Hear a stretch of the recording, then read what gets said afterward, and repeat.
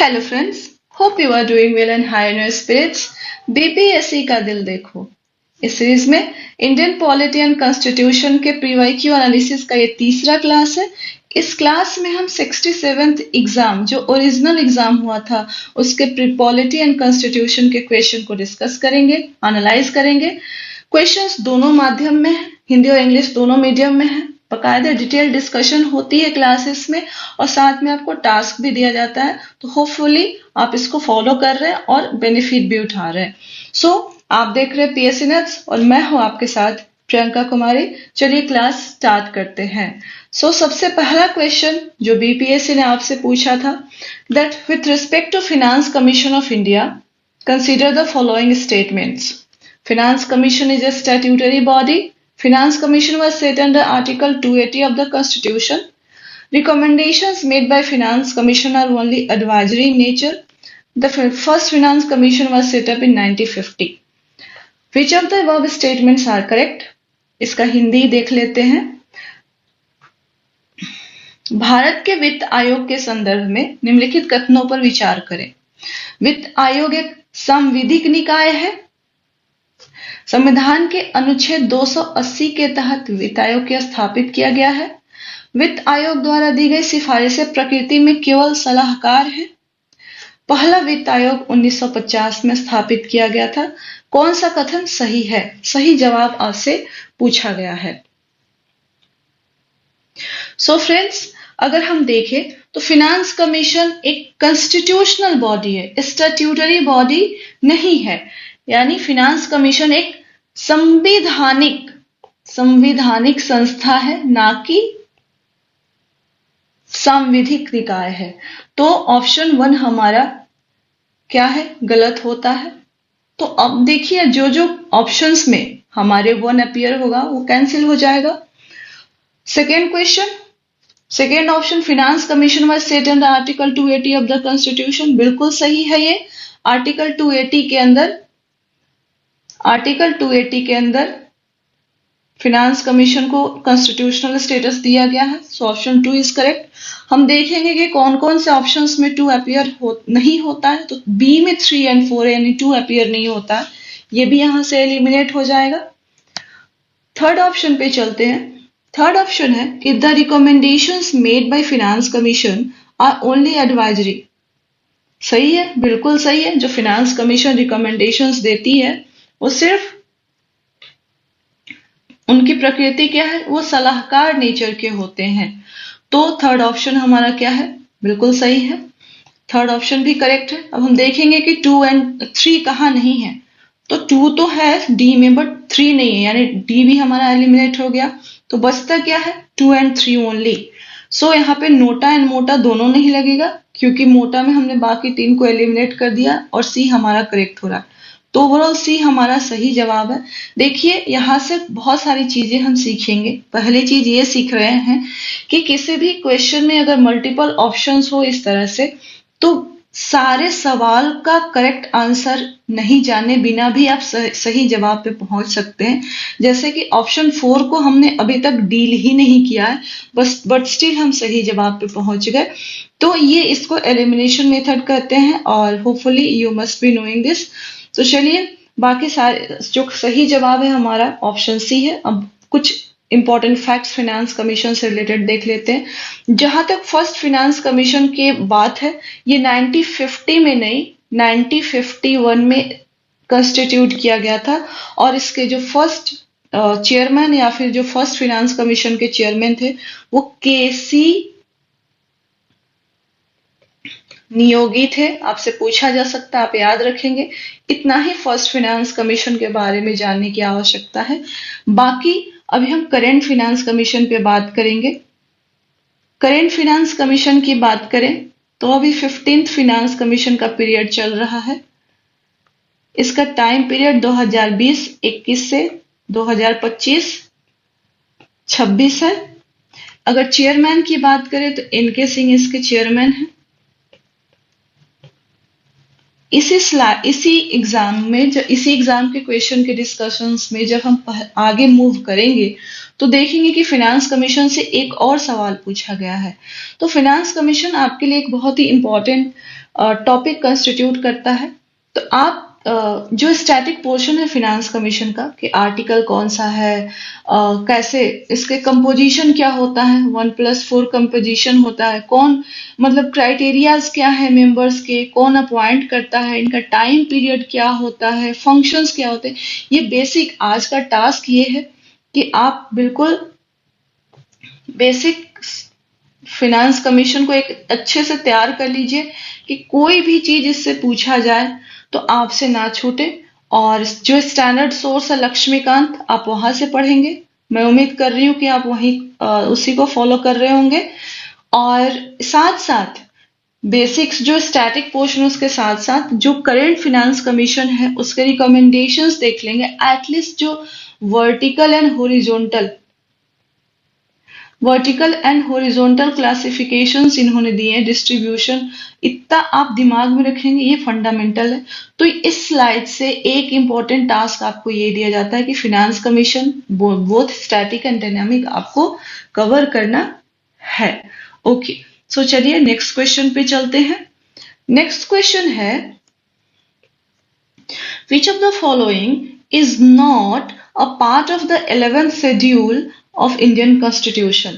निम्नलिखित में से क्या संविधान की 11वीं अनुसूची में शामिल नहीं है? ऑप्शंस क्या क्या है? लाइब्रेरीज, पुस्तकालय, फ्यूल एंड फॉडर, ईंधन और चारा, रूरल स्पोर्ट्स, ग्रामीण खेल, टेक्निकल ट्रेनिंग, तकनीकी प्रशिक्षण। नोटा एंड मोटा हम रिपीट नहीं करेंगे, ये अंडरस्टूड होगा। सो माय डियर फ्रेंड्स, इसका सही जवाब है रूरल स्पोर्ट्स। ग्रामीण खेल 11th शेड्यूल में शामिल नहीं है। चलिए इसके पीछे का कंसेप्ट डिस्कस करते हैं।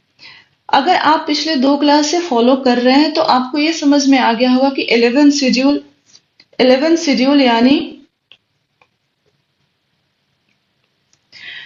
शेड्यूल यानी पंचायती राज सिस्टम। पंचायती राज सिस्टम 73rd अमेंडमेंट पार्ट 9।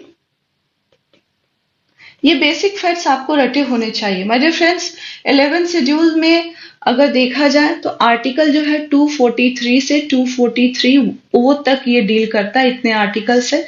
इन्हीं में से एक आर्टिकल है 243G जो कि डील करता है जो फंक्शंस हैं पंचायत के, उनको डील करता है, फंक्शंस ऑफ पंचायत। तो अगर आप उसकी केयरफुल स्टडी करेंगे तो इसमें जो फंक्शंस है वो रूरल डेवलपमेंट से रिलेटेड है। फंक्शंस जो है वो रूरल डेवलपमेंट से रिलेटेड है।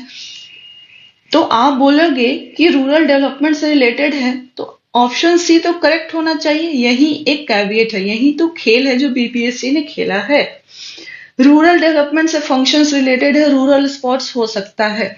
तो बट एक्चुअली में रूरल स्पोर्ट्स फंक्शन नहीं है। आपका काम क्या है कि आप जो फंक्शंस है, 29 फंक्शंस है 243G में, इन 29 फंक्शंस को याद नहीं करेंगे, एक बार रीड करेंगे और उनके नेचर को समझने की कोशिश करेंगे, क्या नेचर है, ताकि 29 फंक्शंस आपको याद नहीं करना, बट यू शुड ओवर एक ब्रीफ माइंड में पिक्चर होनी चाहिए, अंडरस्टैंडिंग होनी चाहिए कि क्या मतलब उन फंक्शंस में क्या है, ताकि अगर इस तरह से कभी कोई ट्रिकी सवाल बीपीएससी दे तो आप पहुंच सके। सो ये तो आप एक नैरो पर्सपेक्टिव हो गया, आर्टिकल 243G आपको पढ़ना है। बट ओवरऑल अगर हम लार्जर पर्सपेक्टिव की बात करें तो आपका टास्क क्या है? आपका टास्क है पंचायती राज इंस्टीट्यूशन 73rd अमेंडमेंट को पूरे इंटायरिटी में कवर करना, लेंथ एंड ब्रेथ। इससे इंपॉर्टेंट ज्यादा ऑफ्ट रिपीटेड टॉपिक है ये। आप पीछे के क्लासेस देखिए, 3-3 सवाल, 2-2 सवाल आए हैं। तो ये बहुत इंपॉर्टेंट टॉपिक है। सोर्स आपका वहीं लक्ष्मीकांत रहेगा। अब बाकायदे पूरी चीजें, फंडामेंटल से लेकर के सारी चीजें, स्टेट फाइनेंस कमीशन सबके प्रोविजंस पढ़ जाइए। सो इस स्लाइड से टास्क ये है हमारा। चलिए नेक्स्ट क्वेश्चन की तरफ बढ़ते हैं। नेक्स्ट क्वेश्चन है कि how many number demand of grants are put before the parliament as part of the annual budget in pursuance of article 113 of the constitution। संविधान के अनुच्छेद 113 के अनुसार वार्षिक बजट में कितने अनुदान की मांगे संसद में पेश की जाती हैं? ऑप्शन है 98, 96, 104, 109। सही जवाब है सी, ऑप्शन 104। बट हमारा काम अब यहाँ से स्टार्ट होता है। हम जानेंगे डिमांड फॉर ग्रांट्स क्या होता है और इस स्लाइड से टेक अवे क्या होना है।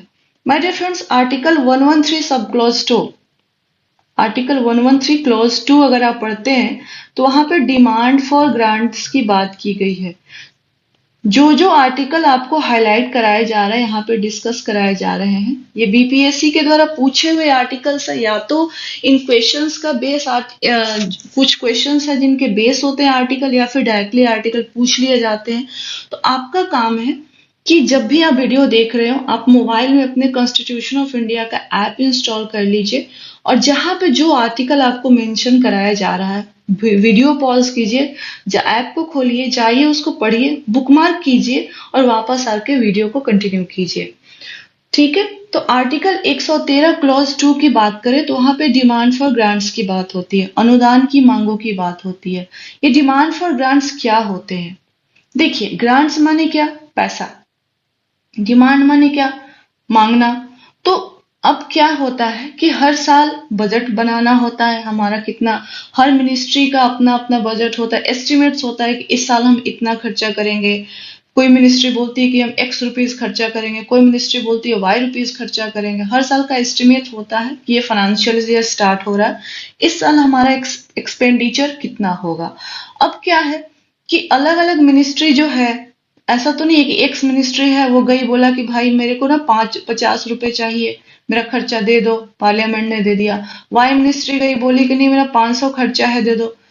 जेड मिनिस्ट्री गई। इस तरह की सैकड़ों मिनिस्ट्रीज है, हर मिनिस्ट्री जाती रहेगी, पार्लियामेंट तो इसी में उलझा रहेगा, पार्लियामेंट के पास बहुत काम है। तो कॉन्स्टिट्यूशन ने पूरे प्रोसेस को सुलझाने के लिए बोला कि जितने भी मिनिस्ट्रीज हैं, इनके जितने एस्टिमेट्स हैं, मतलब जितनी फ्यूचर आने वाले साल में जितनी ये खर्चा करने की उम्मीद जता रहे हैं, उसको आप क्लब कीजिए एक जगह। और इसको बोला गया कि ये टोटल ग्रांट्स हुए हमारे, और इकट्ठे जो है सारे मिनिस्ट्रीज के बिहाफ में जो फिनांस मिनिस्ट्री है वो जाती है किसके पास? पार्लियामेंट के पास। पार्लियामेंट के पास गई और इन सब का टोटल 50 रुपए, 500, 1000, मतलब जितने भी सारे मिनिस्ट्रीज ने मिला लिया, फिनांस मिनिस्टर गई पार्लियामेंट के पास और टोटल पैसे का डिमांड किया, उसको बोलते हैं डिमांड फॉर ग्रांट्स। ये डिमांड फॉर ग्रांट्स क्या है? सरकार के डिफरेंट मिनिस्ट्रीज, मतलब टोटल सरकार का जो एस्टिमेटेड एक्सपेंडिचर है अगले साल का, वो होता है और ये वोटेबल होता है। पार्लियामेंट इस पे वोट करती है, डिस्कशंस होते हैं, डिबेट होते हैं, ये पास होता है, तभी ये सरकार को पैसे मिलते हैं खर्च करने के लिए। ठीक है, तो उम्मीद करती हूँ कि डिमांड फॉर ग्रांट्स का कंसेप्ट क्लियर होगा आपका। आपका काम है आर्टिकल 113 सब क्लॉज 2 को पढ़ना। ये तो हो गया एकदम नैरो पर्सपेक्टिव। अब यहाँ से टास्क क्या देखेंगे हम, ये देखते हैं फ्रेंड्स।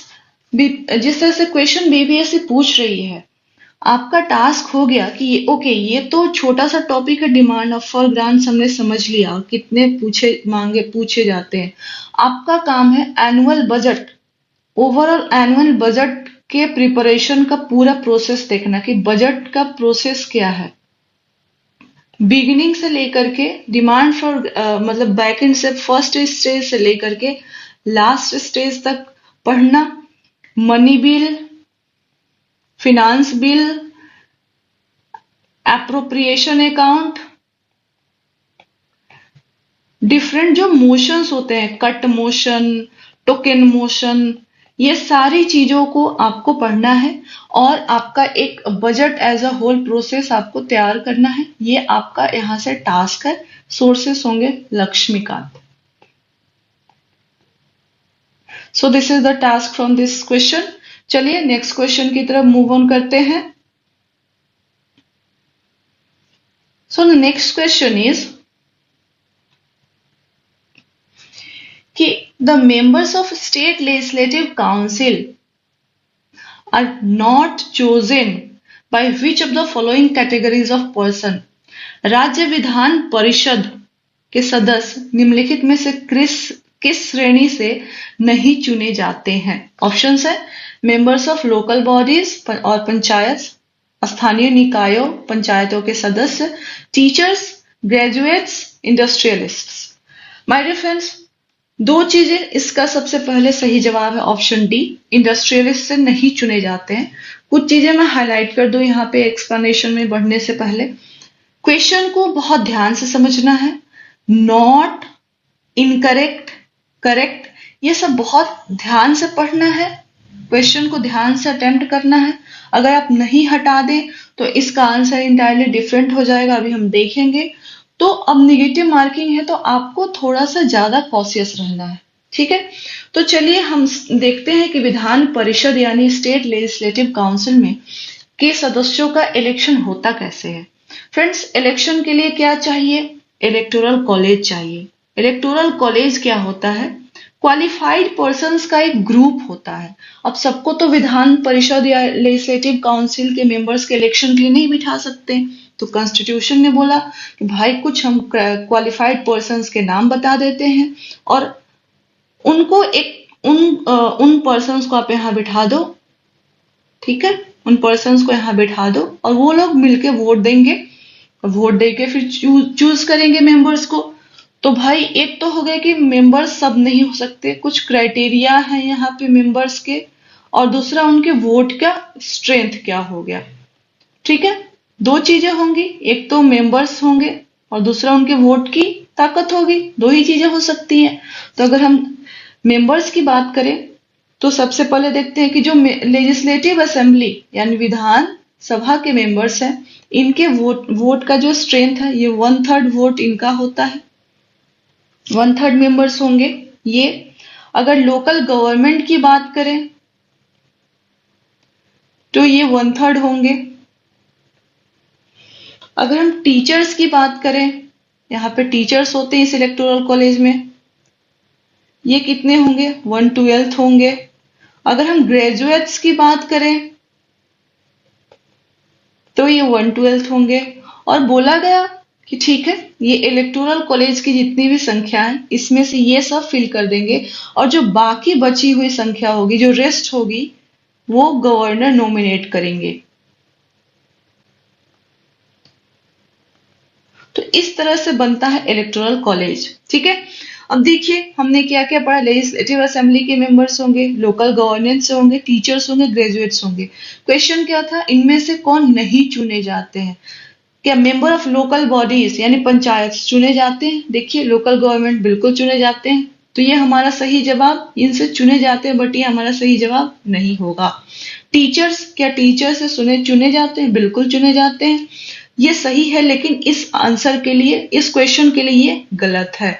ग्रेजुएट्स, जी बिल्कुल ग्रेजुएट्स हैं 1/12। क्या ये इलेक्टोरल कॉलेज के मेंबर हैं? हाँ जी बिल्कुल है, लेकिन इस क्वेश्चन के हिसाब से इनका यहाँ होना सही नहीं है, तो ये भी काट दिए गए। इंडस्ट्रियलिस्ट इलेक्टोरल कॉलेज के मेंबर नहीं होते हैं, इसलिए ये हमारा सही जवाब हुआ इस क्वेश्चन के लिए। फ्रेंड्स, ये तो एक छोटा सा पर्सपेक्टिव हो गया कि इलेक्टोरल कॉलेज में कौन कौन होते हैं, मतलब जो इलेक्ट करते हैं वो कौन कौन होते हैं विधान परिषद के मेंबर्स को। लार्जर पर्सपेक्टिव क्या है? अगर हम लार्जर पर्सपेक्टिव की बात करें तो अगर आपने पिछले कुछ क्लासेस को फॉलो की होंगी तो आपने देखा होगा कि बीपीएससी ने राज्यसभा के मेंबर्स के इलेक्शन के बारे में पूछा था, ठीक है। अभी हम देख रहे हैं कि लेजिस्लेटिव काउंसिल यानी विधान परिषद के मेंबर्स के इलेक्शन के बारे में पूछा जा रहा है, यानी बीपीएससी बहुत ही कंसेप्चुअल क्वेश्चंस पूछ रही है। हमें क्या करना है? हमारा टास्क ऑफ द क्वेश्चन, इस क्वेश्चन से हम टास्क क्या डिराइव कर रहे हैं? हमारा टास्क है लेजिस्लेटिव काउंसिल यानी विधान परिषद को होलिस्टिकली तैयार करना। कौन सा आर्टिकल डील करता है इसके साथ? इसका क्रिएशन कैसे होता है? हर स्टेट में तो नहीं है, सिर्फ 6 ही स्टेट है, यानी ये मैंडेटरी नहीं है। पार्लियामेंट चाहे तो क्रिएट कर सकती है, अबोलिश कर सकती है। तो क्रिएशन, अबोलिशन मतलब खत्म करना। अबोलिशन के कंडीशंस क्या है? जब हमने ये देख लिए तो हम देखेंगे कि स्ट्रेंथ कितना हो सकता है। स्ट्रेंथ मतलब जो सदस्य हैं उनकी संख्या कितनी हो सकती है, मिनिमम कितना है, मैक्सिमम कितना है, संविधान ने सारे तय करके रखे हैं।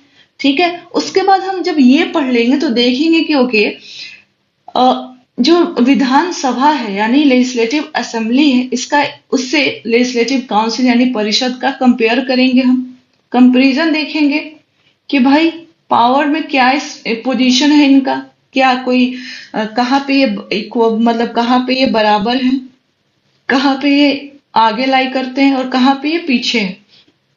तो इस तरह से जब हम करेंगे तो हमारे पूरा टॉपिक तैयार हो जाएगा। तो इस स्लाइड से, इस क्वेश्चन से हमारा टास्क यही है कि हम लेजिस्लेटिव काउंसिल यानी विधान परिषद को होलिस्टिकली तैयार करें इन गिवन टॉपिक्स पे। सो चलिए अगले क्वेश्चन की तरफ चलते हैं। क्वेश्चन है, इतना सुंदर क्वेश्चंस पूछ रही है BPSC. Which of the following is a parliamentary committee relating to delegation of power to make rules and regulations to the executive? निम्नलिखित में से कौन सी संसदीय समिति कार्यपालिका को नियम विनिमय बनाने के लिए प्रत्योजित शक्ति से संबंधित है? ऑप्शन है कमिटी ऑन एग्जीक्यूटिव लेजिस्लेशन, कार्यकारी विधान पर समिति, subordinate committee on subordinate legislation, अधीनस्थ विधान पर समिति, कमिटी ऑन एडमिनिस्ट्रेटिव लेजिस्लेशन, प्रशासकीय विधान पर समिति, and committee on delegated legislation, प्रत्यायोजित विधान पर समिति। फ्रेंड्स, इसका सही जवाब है option B, committee on subordinate legislation. चलिए देखते हैं क्या होती है समिति, क्या होता है ये delegation of powers, delegated legislation और सबऑर्डिनेट लेजिस्लेशन क्या होता है, देखते। फ्रेंड्स देखिए, पार्लियामेंट जो है ये, इसके पास जो टास्क हैं, टास्क बहुत है। पार्लियामेंट के पास टाइम बहुत कम है, काम बहुत ज्यादा है। मेन टास्क है उसका, ऑफ कोर्स पार्लियामेंट का मेन टास्क क्या है? पार्लियामेंट एक लॉ मेकिंग बॉडी है, कानून बनाना इसका सबसे प्राइमरी काम है। लेकिन इसके अलावा भी टास्क बहुत ज्यादा होते हैं। तो क्या होता है कि पार्लियामेंट अपने टास्क को, अपने काम को कम करने के लिए, अपने या फिर इजी करने के लिए, वो जब भी कानून बनाती है, कोई लॉ बनाती है, तो स्केलेटन के फॉर्मेट में बनाती है। ठीक है, पार्लियामेंट ने कोई कानून बनाया तो वो स्केलेटन के फॉर्म में बनाती है, और उसके बाद इस स्केलेटन को वो क्या करती है, कार्यपालिका यानी एग्जीक्यूटिव को दे देती है कि देखिए हमने ये जो कानून बनना है इसका रूपरेखा खींच दिया है, ये है रूपरेखा, इसकी जो बाउंड्री होनी चाहिए हमने तय कर दी है। इसके अंदर जो छोटे छोटे रूल्स रेगुलेशंस, बाई लॉज, ये सारी चीजें आप अपने हिसाब से फिल करिए। ठीक है, अब एग्जीक्यूटिव क्या करता है? कानून बनाता है, पब्लिक डोमेन में आया है कानून, जहां से कोई इश्यू हुआ फिर से कानून बदला। तो डे टू डे जो चेंजेस होने हैं इस रूल्स रेगुलेशन में, अगर ये पार्लियामेंट करती रहेगी तो एक ही कानून पे वो तो अटक जाएगी, सादे भाषा में समझे तो। इसलिए ये काम एग्जीक्यूटिव को दिया गया कि देखिए फ्रेमवर्क बना दिया, बाकी आप देख लीजिए। लेकिन अब क्या है कि एग्जीक्यूटिव को ओपन हैंड तो दे नहीं सकते, तो पार्लियामेंट ने बोला कि ठीक है, हम आपको रूल्स रेगुलेशंस बायलॉज बनाने का टास्क तो फ्री हैंड तो दे रहे हैं, पर हमने क्या, पार्लियामेंट ने क्या किया कि हम साथ में एक कमेटी बनाएंगे। पार्लियामेंट ने क्या की, एक कमेटी बना दी, कमेटी बनाया। ठीक है, आप जो ये रूल्स रेगुलेशंस और इतने छोटे छोटे चेंजेस जो करते रह रहे हैं, हमारे पास समय नहीं है, पर हम एक एक्सक्लूसिव कमेटी बनाएंगे, और ये कमेटी आप जो ये फ्रेमवर्क के अंदर चीजें फील कर रहे हो इस बाउंड्री के अंदर, उसको क्या करेगी, एग्जामाइन करेगी, स्क्रूटनाइज करेगी, और हमें आकर रिपोर्ट देगी कि ठीक है, आपने जो फ्रेमवर्क बनाया था उस फ्रेमवर्क के अंदर जो है एग्जीक्यूटिव काम कर रहा है कि नहीं। तो इस तरह के कमेटी को बोलते हैं कमेटी ऑन सबऑर्डिनेट लेजिस्लेशन। और ये सबऑर्डिनेट लेजिस्लेशन का मतलब क्या है कि ये जो डेलीगेशन हुआ है लेजिस्लेशन का, इसको बोलते हैं, यहाँ जो एग्जीक्यूटिव कार्यपालिका का काम कानून बनाना नहीं है, रूल्स रेगुलेशंस बनाना नहीं है, but in certain condition parliament जो है, हमारी जो विधायिका है, वो इतनी ओवरली बर्डेंड होती है कि वो डेलीगेट कर देती है। तो जो कार्यपालिका द्वारा बनाए गए नियम होते हैं उनको बोलते हैं सबऑर्डिनेट लेजिस्लेशन। तो आपको समझ में आ गया होगा कि सबऑर्डिनेट लेजिस्लेशन क्या है और कमिटी ऑन सबऑर्डिनेट लेजिस्लेशन क्या है। ओके, तो अब हम कमिटी ऑन सबऑर्डिनेट लेजिस्लेशन की थोड़ी सी जानकारी ले लेते हैं। माय डियर फ्रेंड्स, ये दोनों हाउसेस, लोकसभा और राज्यसभा, दोनों हाउसेस की अपनी अपनी कमेटी है। दोनों में 15 मेंबर्स होते हैं, दोनों के अपने अपने। लोकसभा में कौन इसको कंस्टिट्यूट करता है, कौन बनाता है? स्पीकर बनाता है। राज्यसभा में कौन बनाता है? तो वाइस चेयरमैन बनाते हैं, वाइस चेयरमैन बनाते हैं, ठीक है। और इसके मेंबर्स को कौन अपॉइंट करता है? लोकसभा में कौन अपॉइंट करेगा? स्पीकर करेगा। राज्यसभा में कौन करेगा? वाइस चेयरमैन करेगा। और एक इंपॉर्टेंट बात है कि कोई भी मिनिस्टर इसका मेंबर नहीं हो सकता है, ठीक है। Minister can't be member. तो ये कुछ फंडामेंटल फैक्ट्स हैं जो कि हमने यहां से जाने कमिटी ऑन सबऑर्डिनेट लेजिस्लेशन के बारे में। अब आपका टास्क क्या है? यहीं पे खत्म होता है? नहीं, आपका टास्क अब शुरू होता है। आपका टास्क है कि जो डिफरेंट पार्लियामेंट्री कमिटीज होती हैं,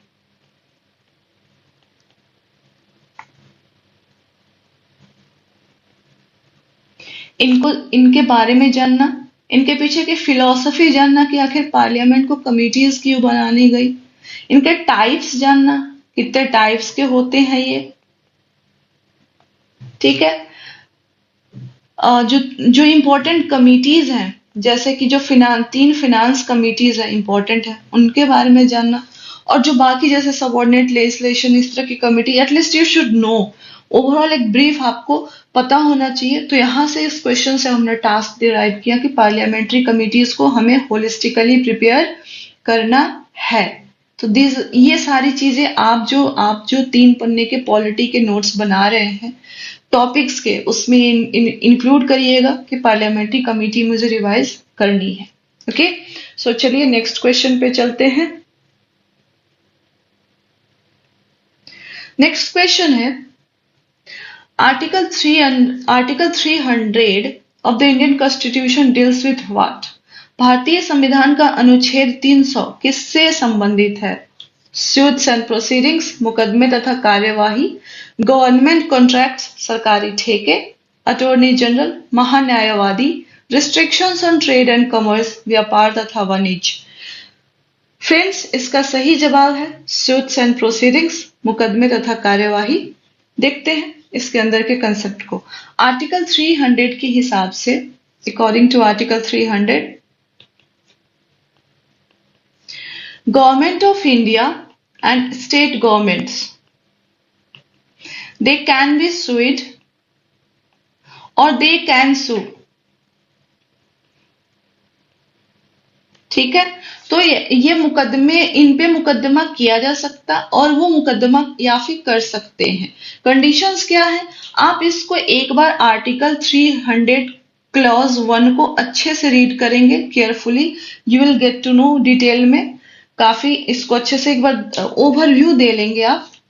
अगर हम गवर्नमेंट कॉन्ट्रैक्ट्स की बात करें तो ये डील करता है आर्टिकल 299।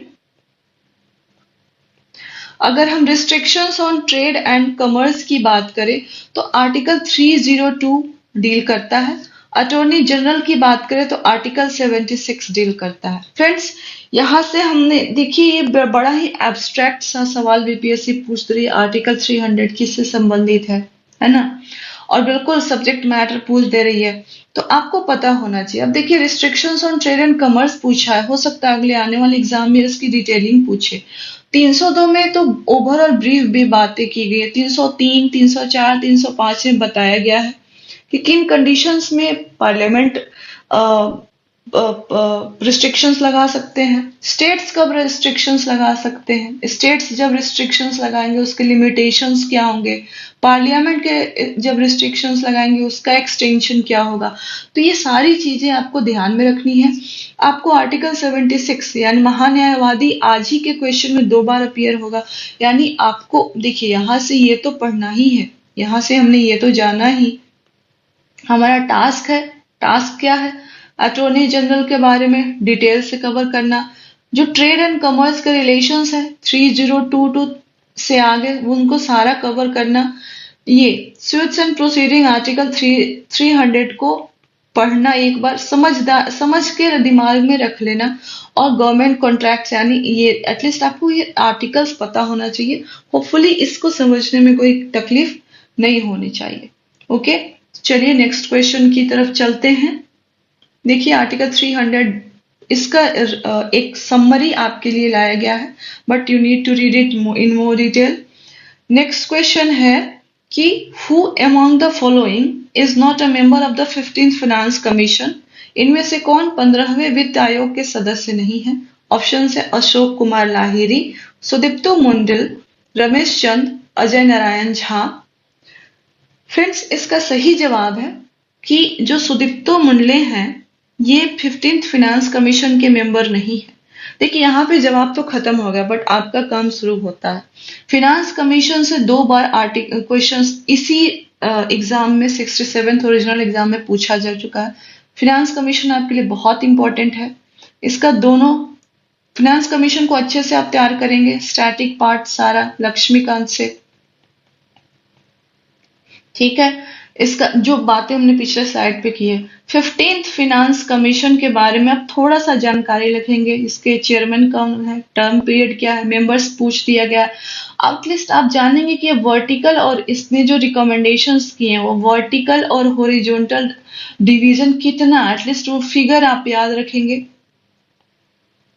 ठीक है, इतना तो आप रखेंगे ही। तो ये आपका टास्क है, फाइनेंस कमीशन आपको बहुत अच्छे से करना है। जो चीजें बार बार हमारे क्वेश्चन में आ रही हैं हमारे आंखों के सामने, उसको हम अवॉइड नहीं कर सकते हैं। सो चलिए नेक्स्ट क्वेश्चन पे मूव करते हैं। Next question is who among the following is not a part of the national development council, इनमें से कौन राष्ट्रीय विकास परिषद का हिस्सा नहीं है। ऑप्शन है सेक्रेटरी नीति आयोग के सचिव, secretary planning programme and implementation ministry, योजना एवं कार्यक्रम कार्यान्वयन के सचिव, वाइस चेयरमैन नीति आयोग के उपाध्यक्ष, चेयरमैन फाइनेंस कमीशन वित्त आयोग के अध्यक्ष। माय डियर फ्रेंड्स इसका जो सही जवाब है वो है NOTA, E, not more than above, none of the above, ठीक है। तो चलिए अभी देखते हैं कि इसका answer none of the above कैसे हुआ। फ्रेंड्स अगर हम बात करें तो 2015 में प्लानिंग कमीशन को अबोलिश किया गया और नीति आयोग को स्टैब्लिश किया गया, और नीति आयोग के एस्टैब्लिशमेंट के साथ साथ नेशनल डेवलपमेंट काउंसिल यानी राष्ट्रीय विकास परिषद भी अबोलिश कर दिया गया, मतलब ये खत्म कर दिया गया। तो ये बॉडी पिछले 2015 1 जनवरी 2015 के बाद से एग्जिस्टेंस में ही नहीं है। तो इसके मेंबर्स की बात क्या ही करेंगे, जब ये कोई है ही नहीं, ये बॉडी ही नहीं है, तो मेंबर्स की बात प्रेजेंट में नहीं हो सकती। इसलिए इसका आंसर है नन ऑफ द अबव, ठीक है। तो हम थोड़ा सा एनडीसी के बारे में जान लेते हैं। एनडीसी को यानी नेशनल डेवलपमेंट काउंसिल राष्ट्रीय विकास परिषद को 1952 में कंस्टिट्यूट किया गया था, 1952 में इसको कंस्टिट्यूट किया गया था। अगर हम बात करें तो इसका काम जो था, जो डेवलपमेंट के मैटर्स होते हैं उन पर डिस्कस करना। नेशनल डेवलपमेंट काउंसिल विकास परिषद नाम से स्पष्ट है, डेवलपमेंट मैटर्स पे डिस्कस करना और साथ में डिसीजन लेना, ये इसका काम था। इसकी लास्ट मीटिंग की बात करें हम तो ये 2011 में इसकी लास्ट मीटिंग हुई थी। प्राइम मिनिस्टर, इंडिया के प्राइम मिनिस्टर इसके प्रेसिडेंट, नेशनल डेवलपमेंट काउंसिल के प्रेसिडेंट होते थे। बाकी यूनियन कैबिनेट मिनिस्टर्स इसके मेंबर होते थे, स्टेट के चीफ मिनिस्टर्स इसके मेंबर्स देखिए कितना होलिस्टिक, मतलब हाई पावर्ड काउंसिल था ये। But with the formation of NITI Aayog national development council को अबोलिश कर दिया गया। तो इसलिए हमारा answer none of the above है।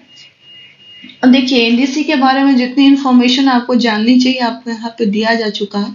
हमारा टेक अवे क्या है इस क्वेश्चन से? देखिए हम देखें तो फिनांस कमीशन एक बार फिर से, फिनांस कमीशन अगेन यहाँ पे रिपीट हो रहा है ऑप्शन में। अब देखिए नीति आयोग 2 बार रिपीट हुआ है ऑप्शन में। काम क्या? देखिए फिनांस कमीशन इस 67th एग्जाम में 3 बार यहाँ रिपीट हो गया। फिनांस कमीशन पे तो हमने इनफ बात कर ली।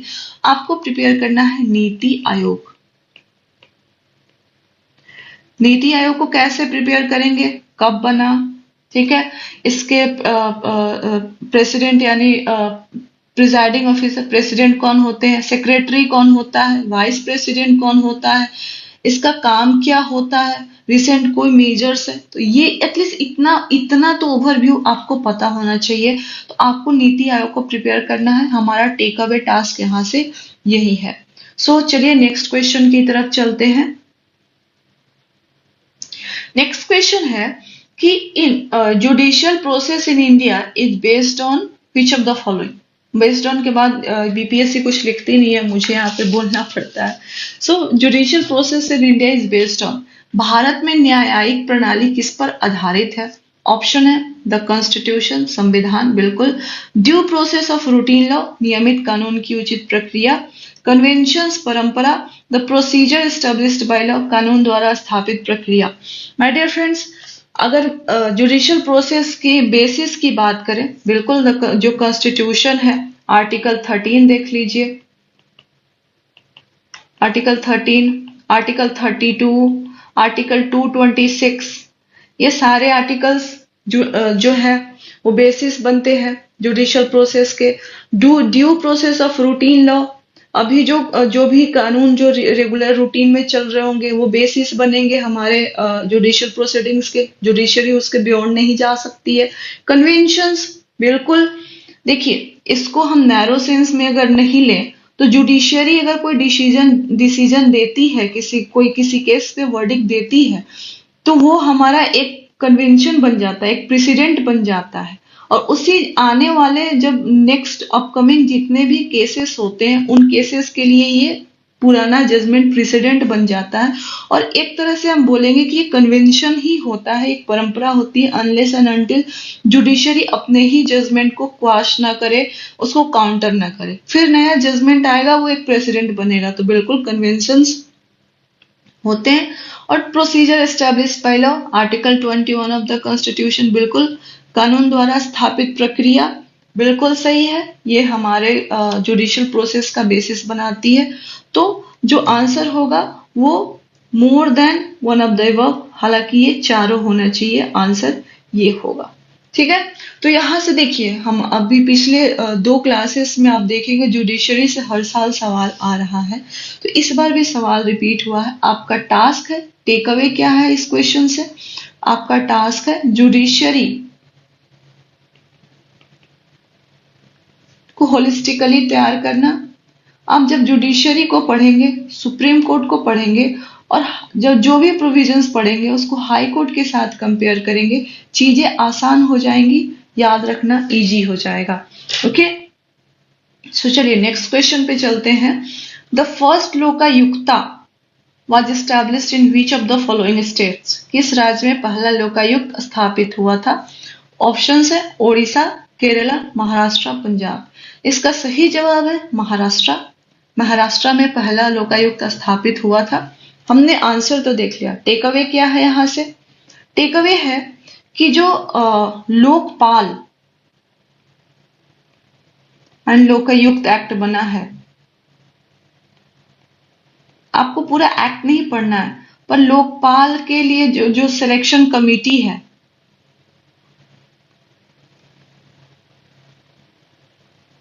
उस कमेटी के मेंबर्स के बारे में जानिए।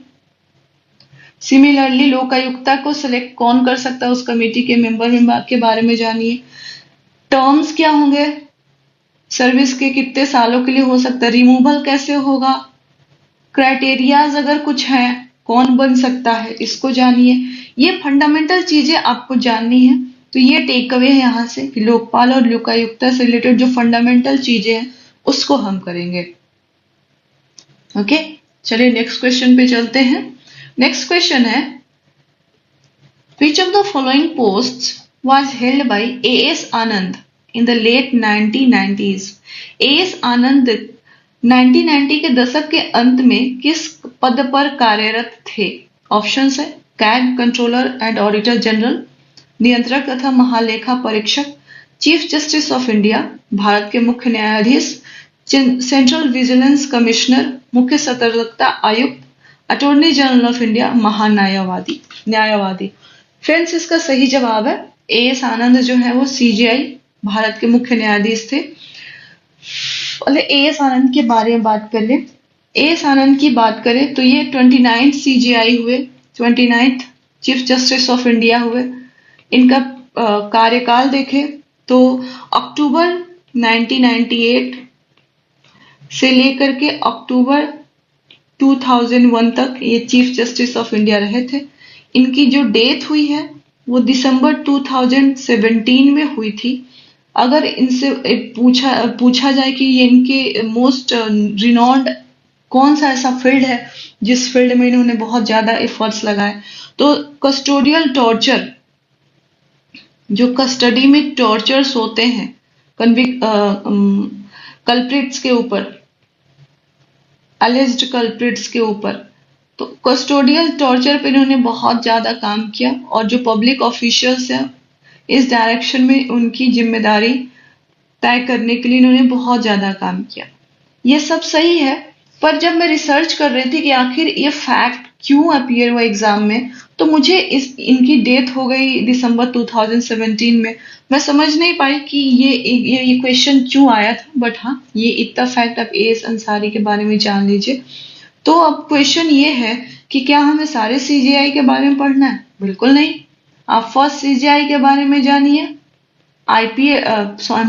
PIL के समय कौन थे? केशवानंद जजमेंट, थोड़ा सा गूगल कर लेंगे, हो जाएगा।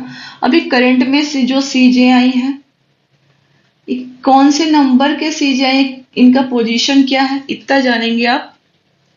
ये तो हो गया। इंपॉर्टेंट क्या है कि आप CJI के ऑफिस के बारे में जाने, कॉन्स्टिट्यूशन क्या कहता है इसके बारे में, क्राइटेरिया क्या है अगर कोई है तो, अपॉइंटमेंट कैसे होता है, ओथ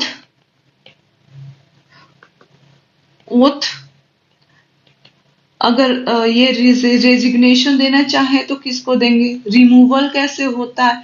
तो ये इस तरह से आपको CJI को प्रिपेयर करना है। इसके अलावा देखिए, अटॉर्नी जनरल ऑफ इंडिया आपके इसी एग्जाम में कितनी बार आपके सामने अपीयर हुआ, आपको तैयार करना है। कंट्रोलर एंड ऑडिटर जनरल आपको तैयार करना है।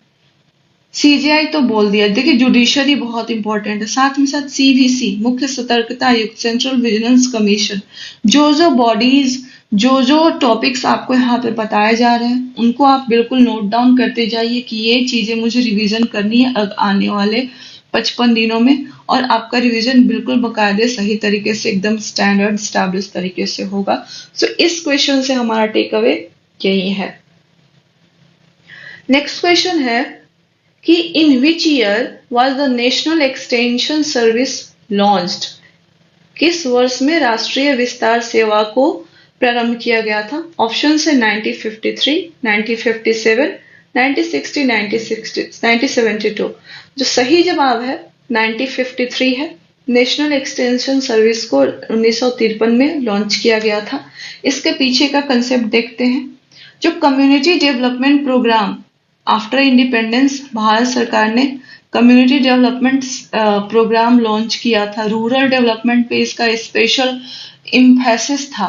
उसको सपोर्ट करने के लिए, कम्युनिटी डेवलपमेंट प्रोग्राम को सपोर्ट करने के लिए नेशनल एक्सटेंशन सर्विस यानी राष्ट्रीय विस्तार सेवा का प्रारंभ किया गया था 1953 में। कम्युनिटी डेवलपमेंट प्रोग्राम में हम क्या कर रहे थे, रूरल डेवलपमेंट पे इम्फेसिस कर रहे थे, ठीक है। इसमें और रूरल डेवलपमेंट कैसा, पब्लिक पार्टिसिपेशन, मतलब गांव के लोगों को ही पार्टिसिपेट करेंगे और उनके पार्टिसिपेशन से ही गांव का डेवलपमेंट करेंगे। तो ये एक ओवरऑल कम्युनिटी डेवलपमेंट का एक ओवरव्यू है। अगर आप मीन्स ये देखिए, ये क्वेश्चन को आप पॉलिटी में रखें या फिर आप इकोनॉमी में रखें। जब हम इकोनॉमी के क्वेश्चन करेंगे तो आप देखेंगे कि हर साल कम्युनिटी डेवलपमेंट प्रोग्राम से कुछ ना कुछ सवाल आया है। तो जो स्मार्ट कैंडिडेट होगा वो कम्युनिटी डेवलपमेंट प्रोग्राम को अपने नोट्स में या फिर अपने जो रिवीजन लिस्ट है जो वो प्रिपेयर कर रहा है उसमें डालेगा कि ठीक है, कम्युनिटी डेवलपमेंट प्रोग्राम इंपॉर्टेंट है और मुझे इसको रिवाइज करना। और हर साल सवाल रिपीट हो रहा है, आपको इसको करना चाहिए। तो आपका यहाँ से टास्क है कि आप कम्युनिटी डेवलपमेंट प्रोग्राम को अच्छे से पढ़ेंगे, थोड़ा सा टाइम देकर पढ़ेंगे, एक ब्रीफ ओवरव्यू ले लेंगे इसके बारे में, इसके नेचर के बारे में, और आगे बढ़ेंगे। सो नेक्स्ट क्वेश्चन है, अच्छा ये ऑर्डर गलत हो गया, चलिए कोई नहीं। नेक्स्ट क्वेश्चन है, the split system in the Indian administration relates to. भारतीय प्रशासन में विभाजन प्रणाली किससे संबंधित है? ऑप्शंस है ऑडिट, अकाउंट्स, लेखा परीक्षण, यूनियन स्टेट्स, केंद्र राज, पॉलिसी इम्प्लीमेंटेशन, नीति कार्यान्वयन, all India services, central services, अखिल भारतीय सेवाएं, केंद्रीय सेवाएं। फ्रेंड्स, इसका सही जवाब है all India services, central services. देखिए, जो स्प्लिट सिस्टम है, विभाजन प्रणाली है, ये जो सेंट्रल और स्टेट सर्विसेज है उनमें उनके लिए एप्लीकेबल है। यहाँ पे इसका मेन पर्पस जो हायरार्की है सर्विसेज में, उसको मेंटेन, हायरार्की इन सर्विसेज उसको मेंटेन करना है, ताकि जो गवर्नेंस है वो हमारा स्मूथ हो सके। सो आप ये जो स्प्लिट सिस्टम है इसके बारे में थोड़ा सा आप पढ़ेंगे अब खुद से, और ये किससे रिलेटेड है ब्रीफ देखेंगे और आगे बढ़ेंगे। मेन फोकस हमारा अभी भी देखिए, एक क्वेश्चन गवर्नेंस से आया है, वो भी स्टैटिक से, तो इसका मतलब ये नहीं कि आप 300 पन्नों का गवर्नेंस पढ़ने लगे। आपको 91 जो फिगर है वो माइंड में रहना चाहिए। चलिए नेक्स्ट क्वेश्चन की तरफ बढ़ते हैं फ्रेंड्स। नेक्स्ट क्वेश्चन जो 67th ओरिजिनल एग्जाम में पूछा गया था, इसको आप पॉलिटी के करेंट अफेयर से रिलेट कर सकते हैं। देखते हैं क्या क्वेश्चन था, फिर बात करते हैं। What is the purpose of citizenship amendment act 2019? नागरिकता संशोधन अधिनियम 2019 का उद्देश्य क्या है? ऑप्शंस ये हैं, इसका सही जवाब सी है, आप पढ़ लेंगे। डिस्कस करने का मेन एम क्या है कि देखिए, कोई इंपॉर्टेंट लेजिस्लेशन है, कोई इंपॉर्टेंट कानून बना है, या फिर कोई ऑलरेडी एग्जिस्टिंग कानून है उसमें कोई चेंजेस हुआ है, कानून में चेंज हुआ है, या फिर कॉन्स्टिट्यूशन का कोई अमेंडमेंट हुआ है, जैसे अभी रिसेंट में 105th अमेंडमेंट हुआ है, 104th अमेंडमेंट हुआ। तो इनके ओवरऑल ऑब्जेक्टिव, मेजर पर्पस, इतना आपको पता होना चाहिए कि ठीक है 105th अमेंडमेंट हुआ है तो ये क्यों हुआ है, आपको एटलीस्ट ये एकदम क्लियर होना चाहिए। 104th अमेंडमेंट हुआ है तो क्यों हुआ है। अगर कोई मेजर कानून है जो कि न्यूज में रहा था और उसमें कोई चेंजेस हुए हैं तो उसका पर्पस क्या था, आपको इतना पता होना चाहिए। यही एम्फसाइज करना था इसका सही। जो सिटीजनशिप अमेंडमेंट एक्ट है, इसमें जो अमेंडमेंट्स हुए थे उसका पर्पस ये था कि जो 3 कंट्रीज हैं, बाप, उसका कोड है बाप, BAP, बांग्लादेश, अफगानिस्तान एंड पाकिस्तान, इसके जो परसिक्यूटेड माइनॉरिटीज ग्रुप थे उनको सिटीजनशिप देना, उनके सिटीजनशिप के लिए टर्म्स जो है उनको रिलैक्स करना, बेसिकली यही पर्पस था। सो ये क्वेश्चन हार्डली नहीं रिपीट होगा, बट द पर्पस, इस क्वेश्चन को पुट करने का पर्पस है कि आने वाले एग्जाम में आप जब करंट अफेयर्स प्रिपेयर करेंगे तो किस हिसाब से प्रिपेयर करेंगे। ठीक है, ओके, चलिए नेक्स्ट क्वेश्चन की तरफ बढ़ते हैं। अगेन ये भी क्वेश्चन करंट अफेयर से रिलेटेड है। JNK का डिवीजन हुआ था, उसके बाद उस पे बेसिस BPSC ने सवाल पूछा था। सवाल देखते हैं फिर बात करते हैं। विच union territory formed after division of Jammu and Kashmir does not have a legislature of its own? Jammu and Kashmir राज्य के विभाजन के बाद बने किस केंद्र शासित प्रदेश की अपनी कोई विधायिका नहीं है? ऑप्शन है जम्मू, एक minute, Jammu, yes, Kashmir, Ladakh and both Kashmir and Ladakh, Kashmir और लद्दाख दोनों।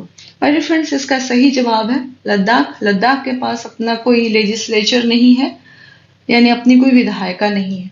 ये क्वेश्चन रिपीट नहीं होगा। पर्पस क्या है? आपको ये दिखाना, बीपीएससी का दिल दिखाना। यही इसी सीरीज का ये नाम ही है, इसलिए कि आपको बताया जाए कि देखिए बाबा, करेंट अफेयर्स भी क्या पढ़ना है। ऐसा नहीं है कि ओर छोर नहीं है। आप पूरा एडिट, किसी एक मैगजीन का नाम नहीं लूंगी मैं, सारे अच्छे हैं, बट देखिए उस अच्छे मैगजीन में से क्या निचोड़ना है, कौन से पोर्शन से कितना पढ़ना है, किसको छोड़ना है, ये जो विजडम है ये तभी आएगा जब आप बीपीएससी का दिल देखेंगे। और वही प्रयास है पीएससी नेट्स पे कि आपको आपकी जो चाहत है उसके करीब लाया जाए। तो जब आपको देखिए इस तरह के जब जैसे बिल्कुल जब जम्मू एंड कश्मीर का डिवीजन हुआ है, तो आपको पता होना चाहिए कि उसका इफेक्ट क्या क्या हुआ है ओवरऑल। देखिए कहीं भी ऐसा घुस के नहीं पूछ रहा है कि एकदम फाइन ट्यूनिंग वाला कोई ऐसा रैंडम प्रोविजन पूछ दिया। मोटा मोटी बड़ी बातें ही पता होनी चाहिए, पर आपको पता होनी चाहिए। अगर आप पता नहीं होगा तुक्का मारेंगे -0.25। अगर बिल्कुल पता नहीं है तुक्का मारेंगे -0.25। अगर पता था और कंफ्यूज हो गए तो 1.-1.25। ये 1-1.25 किस हिसाब से? भाई एक नंबर जो आपको आ सकता था आपने खो दिया, और उस मिस्टेक के चलते आपने एक एडिशनल 0.25 नंबर खोए, तो टोटल हो गए -1.25। सो ये जो 67th बीपीएससी का जो ओरिजिनल एग्जाम हुआ था उसमें इतने सवाल आपसे बीपीएससी ने पूछे थे। उम्मीद करती हूँ कि हर क्लास के बाद अब बीपीएससी के दिल के करीब और ज्यादा जाते जा रहे होंगे, चीजें क्लियर होती जा रही होंगी।